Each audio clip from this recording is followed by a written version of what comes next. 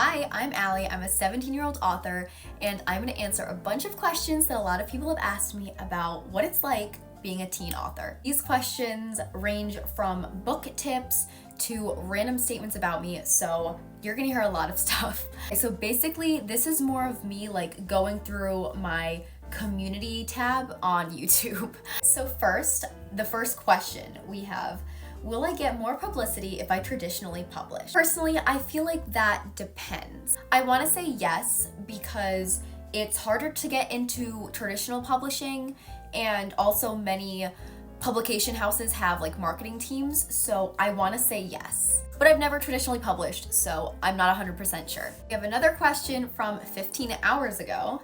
Hey, so I'm struggling with making a mood board and a mood playlist. My book is a heist book, and it's kind of hard to find the vibe I'm looking for. Any tips? Honestly, for your mood board, I'd say to go on Pinterest and look up a bunch of keywords that you would have in your book. Because I'm a mystery author, I would normally put in mystery aesthetic into the search bar. And then I can literally scroll for hours and just try to find the perfect amount of pictures to kind of create my mood board. So basically, try to find images that match your imagination. If you're writing about a relationship, what would that relationship look like in real life? A mood playlist, I normally look at songs that I personally like, and I try to find ones that kind of fit my book. You can also look at like the tone of the music. So for my last book, my playlist was mostly like Lover by Taylor Swift, because this book was very like summer themed. I feel like it just fit the criteria. This question also has another question within it. Basically, they said,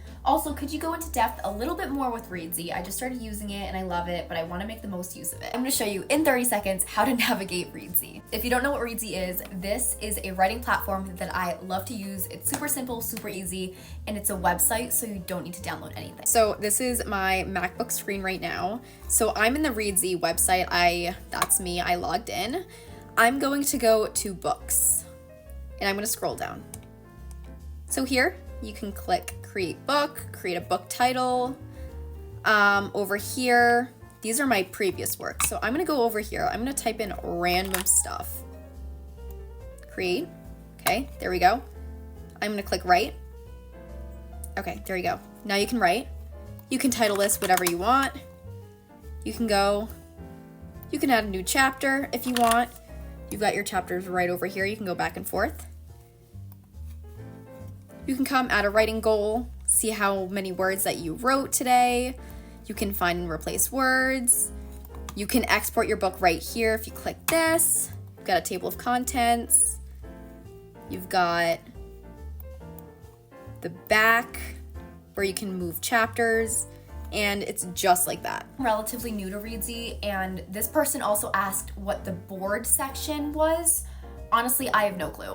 A question from 20 hours ago. Sophia says, hi, I'm new here and a teen author as well. I was wondering, what platform did you use to publish your novels with? It's Amazon Kindle Direct Publishing. It's a publishing platform created by Amazon, and it's so easy to use. Basically, you just use an Amazon account, and because it's from Amazon, you can use it worldwide. You just look up Amazon KDP and it will show up. It's a bunch of how-to pages on how to import your book and even just how to use the site. This isn't a question, but someone says, you remind me of Gracie Abrams so much. She is one of my favorites, and you are one of my new favorite authors. I actually never thought that I'd be someone's favorite author, so thank you so much. That makes me so happy.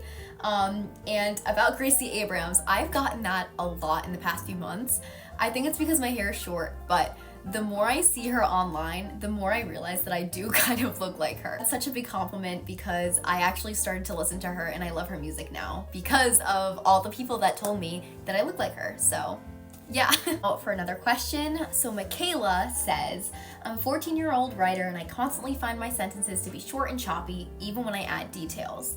Is there any tips that you have that'll help me create less choppy sentences? I would say to try to stop using filler words. Instead of saying said 30,000 times, say stuff like she gasped, she uttered, she exclaimed, she smiled, she grinned, stuff like that. That's gonna make your sentences a bit more smoother, and it will also add a lot of detail. Honestly, I do have to say it does come with time and practice and just writing a lot. Completely forgot to talk about this, but someone had said, what are your books called? When I was 8 years old, I wrote a children's book. Since then, I have unpublished it, but I have since then wrote 2 mystery novels. One of them is called A Girl Named Ivy, and the other one is What Went Wrong Last Summer. Novels are completely clean, there's no swearing, and basically anyone can read the book as long as you're okay with reading about true crime. Someone else asks,